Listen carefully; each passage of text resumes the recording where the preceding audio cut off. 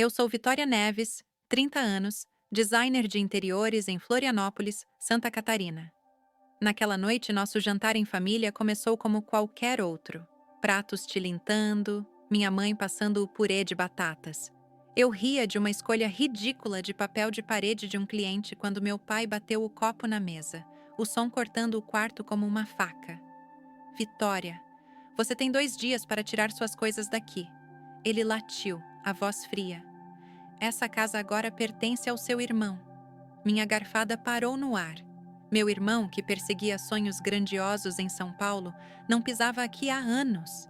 Eu havia investido minhas economias, R$ 300.000, para manter esse lugar vivo. Paguei os empréstimos do banco, troquei o telhado que vazava, comprei cada móvel dessa sala de jantar e agora eles a entregavam a ele. Minha mãe evitou meu olhar, mexendo no guardanapo, enquanto meu pai se recostava, braços cruzados, como se fosse definitivo. Meu estômago revirou, mas não discuti. Apenas assenti, a mente acelerada. Eles achavam que eu me renderia, faria as malas e sumiria. Mal sabiam o que viria. Em 48 horas, eles entrariam nessa casa e se arrependeriam de cada palavra dita.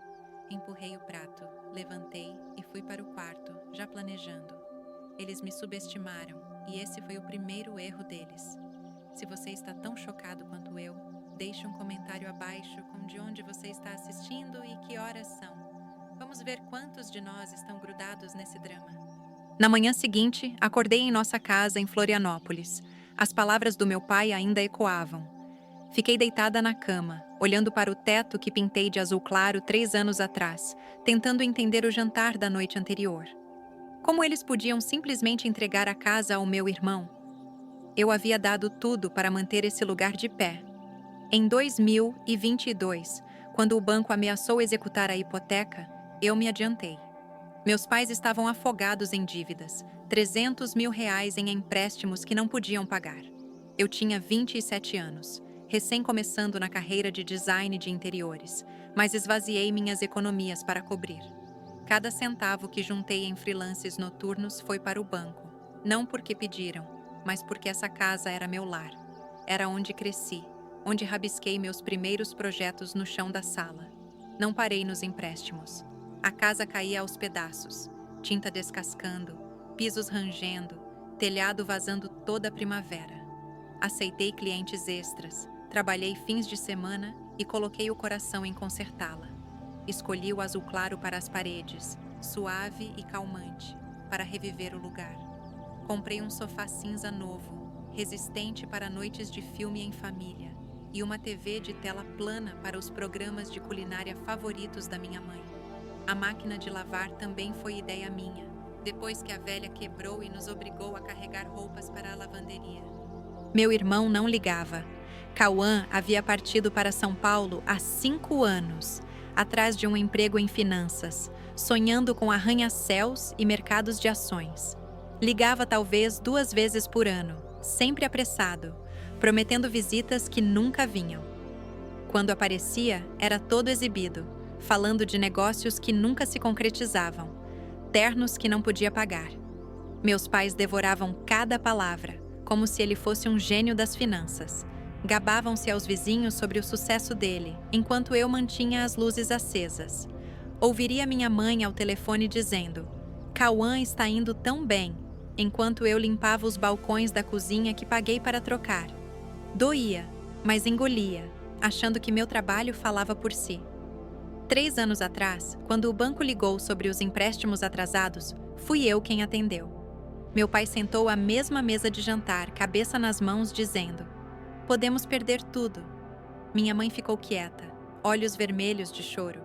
Cauã nem atendeu quando liguei pedindo ajuda. "Ele está ocupado", disse minha mãe, como se isso desculpasse.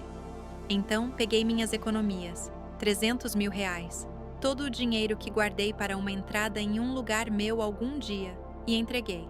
O banco aceitou, a casa foi salva, e meus pais me abraçaram, gratos. Mas gratidão some rápido. Logo voltou aos telefonemas de Cauã, suas histórias, o orgulho deles nele. Eu entrava na sala, via o sofá que comprei, a TV que instalei, e me perguntava por que não bastava. No verão passado, reformei a sala de jantar. Escolhi um lustre novo, elegante e moderno, para substituir o antigo que piscava da minha infância. Passei horas medindo, lixando, pintando, garantindo que cada detalhe ficasse perfeito. Minha mãe sorriu quando terminei, disse que ficou chique. Meu pai assentiu, disse que era bonito. Mas quando Cauã ligou na semana seguinte, passaram 1 hora falando do último grande negócio dele. Fiquei no corredor escutando, mãos ainda sujas de tinta. Bonito, chique. Eu reconstruíra a casa deles pedaço por pedaço, e eles não paravam de falar de um irmão que não pisava ali há anos. Não era só o dinheiro, era o tempo, a energia, as noites tardias em projetos de clientes para pagar por isso. Chegava em casa exausta, desabava no sofá cinza e ainda sentia que carregava o peso da casa sozinha. Meus pais se apoiavam em mim, mas os olhos brilhavam por Cauã. Ele era o filho dourado, o que escapou, enquanto eu só ficava ali, segurando tudo. E agora queriam dar a casa a ele, a que eu lutara para manter, a que tornara minha. Meu peito apertou, não de tristeza, mas de algo mais afiado. Raiva, talvez, ou determinação.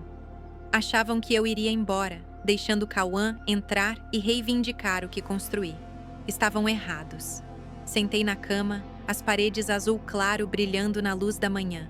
Passei anos mantendo essa família à tona, mas o jantar da noite anterior mudou tudo. Eu não era mais a filha deles. Era a que usavam, a que davam por certa. Mas ainda não acabara. Peguei o celular, os dedos firmes apesar do fogo nas veias. Precisava de respostas e sabia para quem ligar. No meio da manhã, chamei Letícia, minha melhor amiga, precisando de respostas. Letícia atendeu no segundo toque, a voz calma, mas afiada. Vitória, o que houve? Perguntou, sentindo minha urgência. Andei pela cozinha, a mesma que reformei com balcões de granito que paguei, e contei tudo sobre o jantar da véspera. O ultimato frio do meu pai, 2 dias para sair, a casa entregue ao meu irmão, ainda queimava no peito.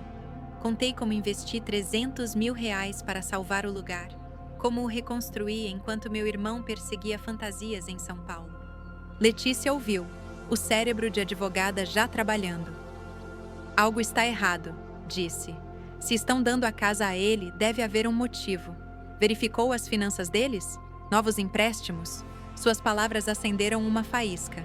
Finanças. Não pensara nisso. Meus pais sempre foram reservados com dinheiro, especialmente depois que os socorri 3 anos atrás. Vou investigar, respondi, a mente correndo com possibilidades. Desliguei e rolei os contatos, parando em Fábio Oliveira. Conheci Fábio 2 anos atrás, quando projetei uma sala de espera para a agência dele em Florianópolis. Ele era direto, bom com números e me devia um favor depois que fiquei até tarde para terminar o projeto. Liguei, os dedos batendo no balcão. Fábio, preciso da sua ajuda, disse quando atendeu. Expliquei o jantar, a exigência do meu pai e a intuição de Letícia sobre finanças. Pode checar se há algo no meu nome? Empréstimos, contas, qualquer coisa? Fábio pausou, depois disse que investigaria. 1 hora depois, ligou de volta, o tom pesado. Vitória, você não vai gostar disso, começou. Meu coração afundou. Ele encontrou um empréstimo de R$ 300.000, tomado 6 meses atrás, com meu nome nele. Meu nome, meu CPF, minha assinatura, exceto que eu não assinara nada. É um empréstimo com garantia da casa, disse Fábio. Seus pais e seu irmão são codevedores, mas você é a principal. Se der calote, você paga. Apertei o telefone, os nós dos dedos brancos. R$ 300.000 no railes de novo, e eles me usaram. Fábio me enviou uma cópia do acordo por e-mail. Abri no laptop, olhando o documento escaneado. Lá estava. Meu nome, Vitória Neves, em negrito, com uma assinatura que parecia minha, mas não era. Os loops no V eram afiados demais, a cauda no N curta demais. Era uma falsificação, desajeitada, mas convincente o suficiente para enganar um banco. O empréstimo estava atrelado à casa, a mesma que salvara da execução. Meus pais e Cauã foram pelas minhas costas, usaram minha identidade para pegar dinheiro e agora queriam me expulsar para Cauã assumir. Meu estômago se revirou, não só de raiva, mas de traição. Não só pegaram meu dinheiro, roubaram meu nome, meu futuro. Enviei o e-mail para Letícia, que ligou de volta na hora. Isso é roubo de identidade, disse, a voz firme. Podemos brigar por isso, Vitória, mas precisamos de mais provas. Procure na casa por papéis, documentos de empréstimo, extratos bancários, qualquer coisa. Subi as escadas estreitas para o sótão, o pulso acelerado. O sótão era uma bagunça de caixas empoeiradas, declarações de impostos antigas e decorações de festas esquecidas. Comecei por uma caixa marcada como contas, tirando pilhas de envelopes. A maioria era de contas de luz, mas uma pasta chamou atenção, sem rótulo, enfiada sob recibos. Dentro, extratos bancários, nenhum no meu nome, mas uma carta do banco endereçada aos meus pais. Referenciava o empréstimo de R$ 300 mil, confirmando atrasos nos pagamentos. Então achei uma cópia do mesmo acordo que Fábio enviou, com aquela assinatura falsa me encarando. As mãos tremiam enquanto lia linha por linha. O empréstimo fora aprovado 6 meses atrás, bem na época que Cauã voltou a Florianópolis de rabo entre as pernas, depois que seus sonhos em São Paulo ruíram. Não foi difícil juntar as peças. Ele fracassara, precisava de dinheiro, e meus pais ajudaram usando-me sem uma palavra.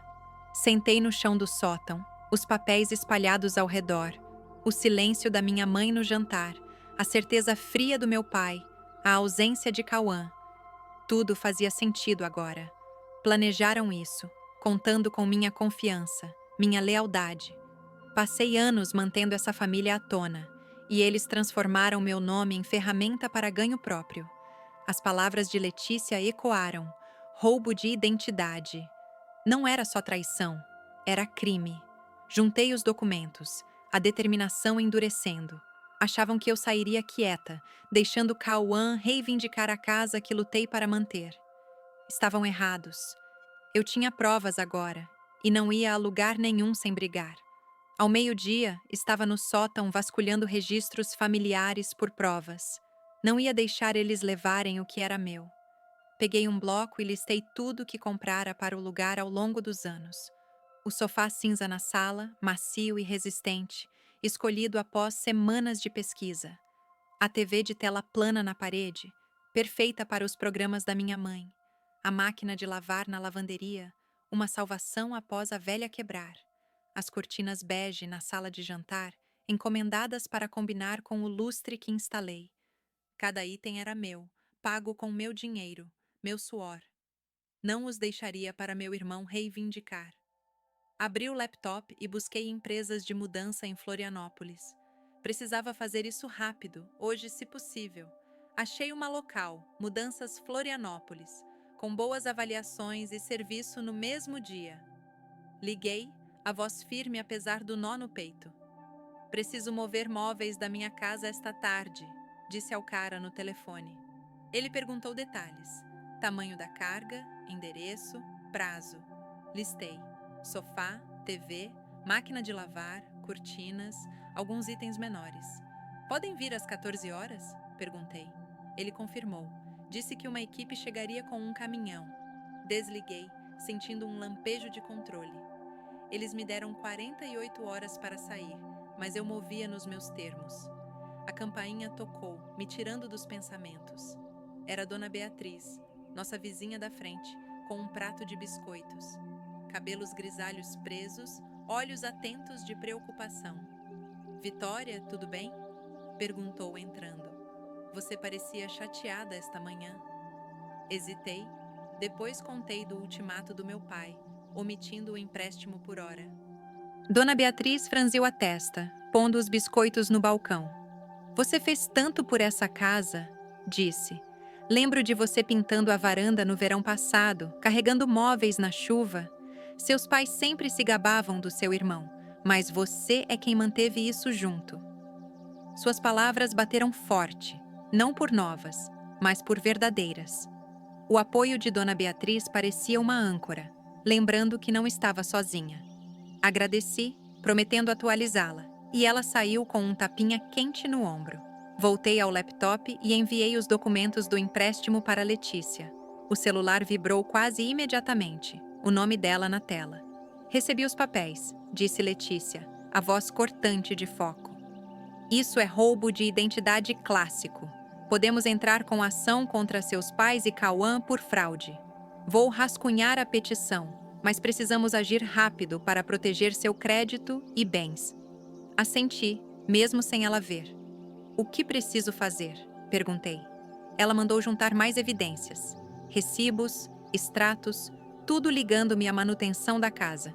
Já tinha o acordo e a carta do banco do sótão, mas checaria de novo por mais. Vamos protocolar amanhã, disse Letícia. Assim que as mudanças levarem suas coisas, travamos o caso. Senti uma onda de propósito.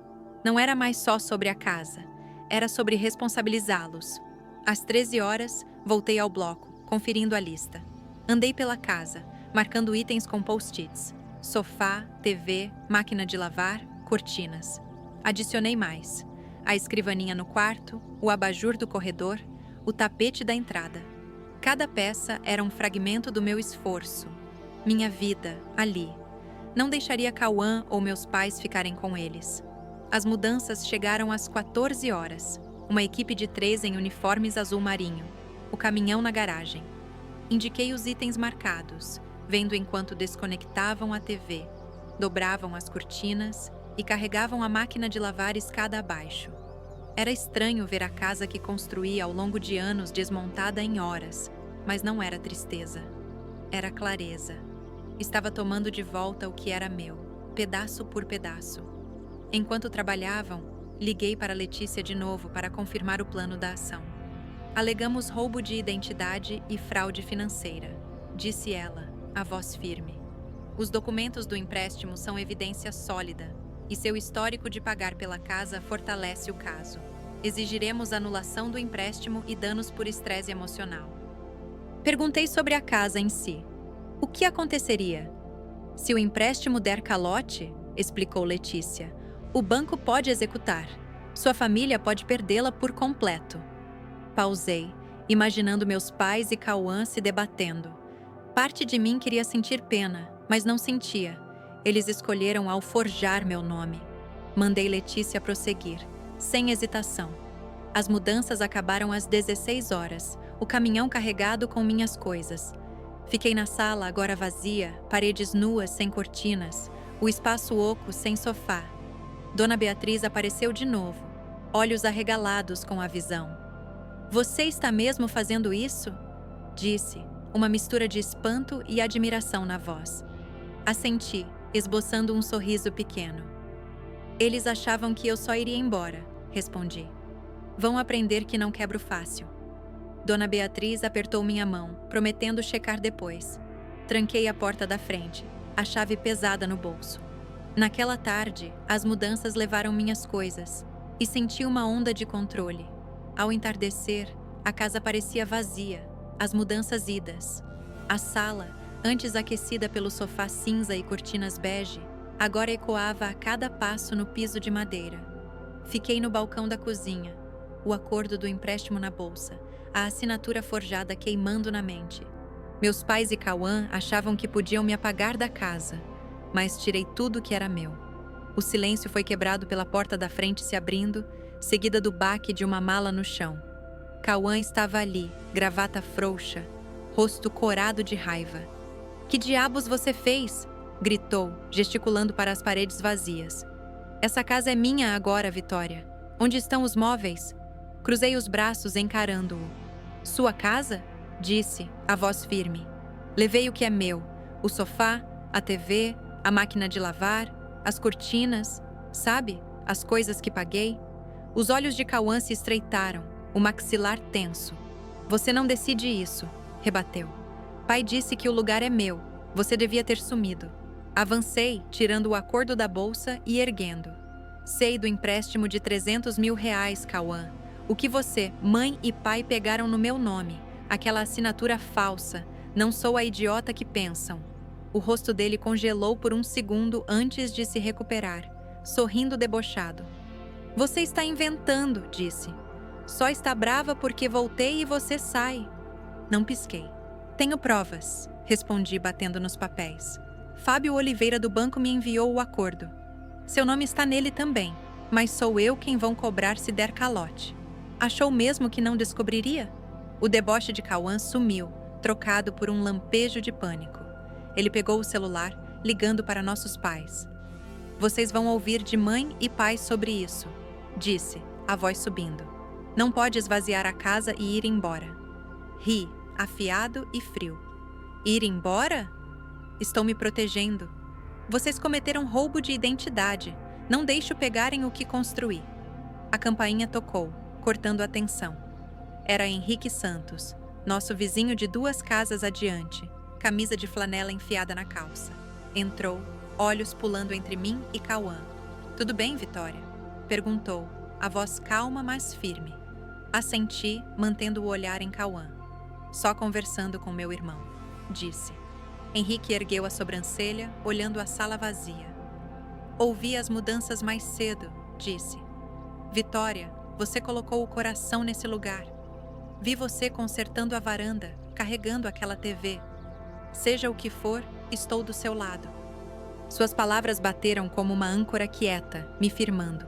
Cauã bufou, revirando os olhos. Isso não te diz respeito, velho, disse. Henrique não se mexeu. Diz sim quando vejo alguém sendo intimidada, rebateu, encarando Cauã. O rosto de Cauã avermelhou, mãos cerradas. Você é patética, Vitória, disse, a voz pingando desdém. Sempre bancando a vítima, achando que é a heroína da família. Mãe e pai sabem quem importa de verdade. Avancei, a voz baixa, mas firme. Se sou tão patética, por que precisou do meu nome para o empréstimo? Por que voltou rastejando para Florianópolis quando seus sonhos grandes falharam? Cauã recuou, a pose rachando. Abriu a boca para revidar, mas o celular vibrou, nome do pai na tela. Atendeu, andando enquanto esbravejava. Ela levou tudo, pai. A casa toda está vazia. Fiquei imóvel enquanto ele gesticulava louco, a voz ecoando no quarto nu. Henrique se inclinou para mim, voz baixa. Você não merece isso, Vitória, disse. Vi você segurando essa família unida. Não deixe ele te intimidar. Assenti, grata pelo apoio. Cauã desligou, olhos flamejantes. Pai está furioso, disse. Você acabou, Vitória. Vai se arrepender. Ergui o acordo de novo. Não, Cauã. Você vai. Entro com ação amanhã. Roubo de identidade, fraude, tudo. Vocês explicam ao juiz. A boca de Cauã abriu, fechou, a confiança ruindo. Pegou a mala, murmurando baixinho, e saiu batendo a porta. Fiquei parada, o silêncio voltando. Henrique pôs a mão no meu ombro. Fez o certo, disse. Orgulho de você. Esbocei um sorriso pequeno, o peso do dia aliviando um pouco. Peguei a bolsa, os papéis do empréstimo seguros dentro e tranquei a porta da frente. Enquanto Cauã saía furioso, tranquei a porta e dirigi para o apartamento de Letícia. No apartamento dela, espalhei os documentos do empréstimo na mesa. A assinatura forjada me encarava, um lembrete irregular da traição da família. Letícia, laptop aberto, já digitava, dedos voando no teclado. Temos um caso forte, disse, a voz firme de confiança. Roubo de identidade, fraude financeira e seu histórico de manter a casa. É a prova de bala. Passamos a noite finalizando a ação, detalhando cada evidência. O acordo de Fábio, a carta do banco do sótão, recibos do sofá, TV e máquina de lavar que comprei. À meia-noite, a petição estava pronta. Um documento de 20 páginas acusando meus pais e Cauã de forjar meu nome para um empréstimo de R$300 mil com garantia da casa. Assinei, a mão firme, sabendo que era o único jeito de reclamar minha vida. Na manhã seguinte, Letícia nos levou ao Fórum de Florianópolis, um prédio baixo de tijolos no centro. Protocolamos a ação, o escrivão carimbando os papéis com um baque final. Fiquei do lado de fora, o ar frio de Santa Catarina mordendo o rosto, sentindo uma mistura estranha de alívio e determinação. Não era mais só sobre a casa, era sobre justiça. Letícia apertou meu braço. O tribunal vai ver pelas mentiras deles, disse. Você consegue. Nas semanas seguintes, juntamos mais evidências. Extratos mostrando meus pagamentos para salvar a casa 3 anos atrás. E-mails de Fábio confirmando detalhes do empréstimo, até uma declaração juramentada de Dona Beatriz sobre meu trabalho na propriedade. Meus pais e Cauã receberam as intimações em dias, e imaginei o choque, a correria para responder. O caso andou mais rápido que esperava. No início da primavera, estávamos no tribunal, diante de um juiz em uma sala pequena de madeira. Meus pais sentavam do outro lado, rostos abatidos, evitando meus olhos. Cauã se curvava ao lado, o exibicionismo sumido, trocado por um tique nervoso.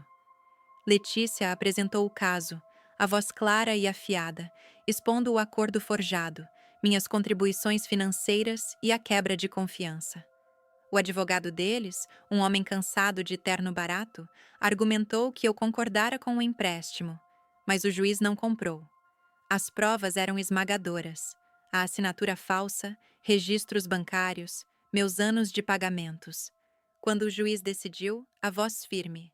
O empréstimo anulado, meu nome limpo e meus pais e Cauã ordenados a pagar custos judiciais e danos por sofrimento emocional.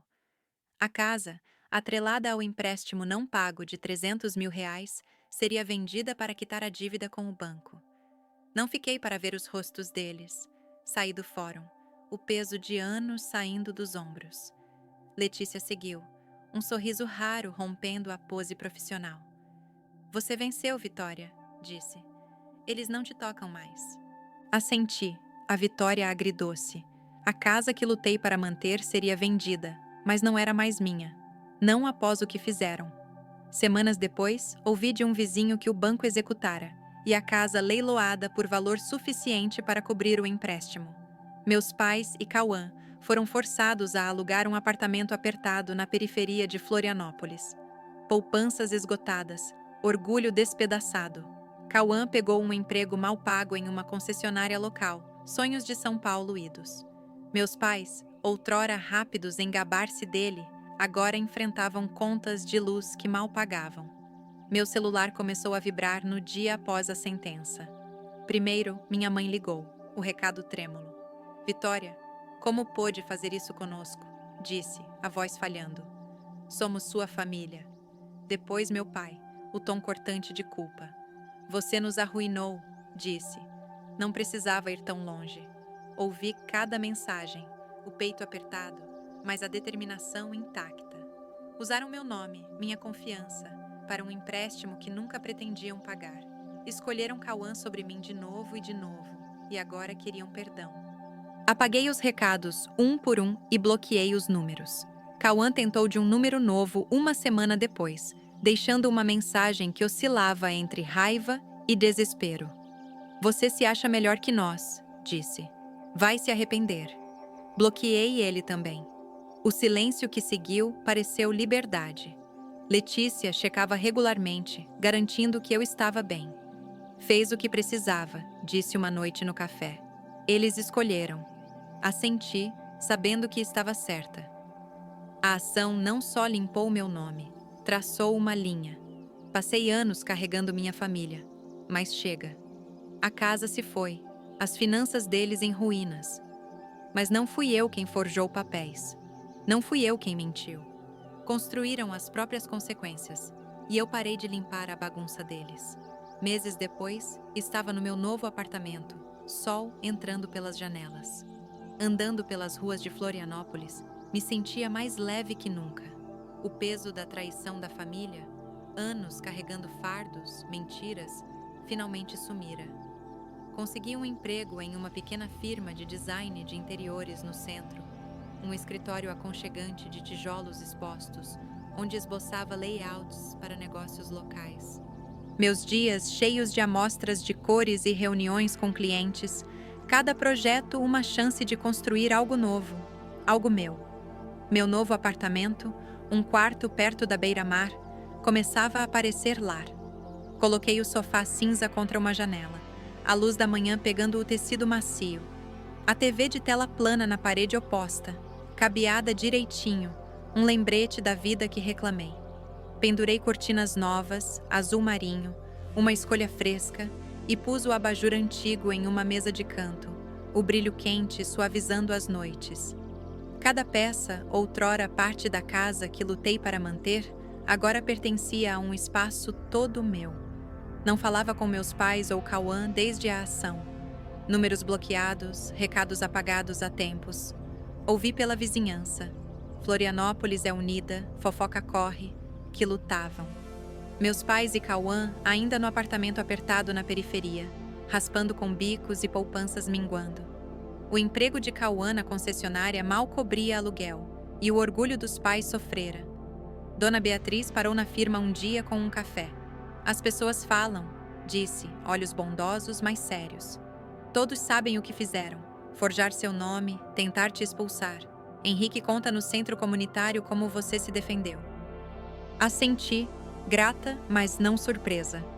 Florianópolis não perdoa traições assim fácil, e a reputação da família ruíra sob o peso das escolhas deles. Não me detinha na queda. Meu foco era adiante, na vida que construía. Na firma, pegava projetos maiores, redesign de um café, lobby de hotel boutique, cada um esticando habilidades, impulsionando confiança. Passava noites rearrumando o apartamento, ajustando o layout para ficar perfeito. A máquina de lavar, agora zumbindo em um armário pequeno, era uma vitória quieta. Lutara para manter o que era meu, e cada peça no apartamento provava isso. Às vezes sentava no sofá esboçando designs e sentia um orgulho quieto. Passei anos colocando o coração em uma família que me dava por certa, mas aprendi a colocar essa energia em mim. Olhando para trás, via a lição clara. Deixar a minha família me usar, dinheiro, tempo, confiança, porque achava que família era assim. Mas lealdade não significa deixar pisarem em você. Proteger seu valor significa traçar limites, mesmo doendo, mesmo com os mais próximos. Dei tudo para manter aquela casa de pé, só para aprender que forjaram meu nome para tirá-la. Me defender, cavar a verdade, brigar no tribunal, ir embora me mostrou minha força. Independência não é só viver sozinha, é saber ficar de pé, não importa quem tente te derrubar. Não era mais a filha que consertava tudo, era Vitória, construindo uma vida nos meus termos, e isso bastava.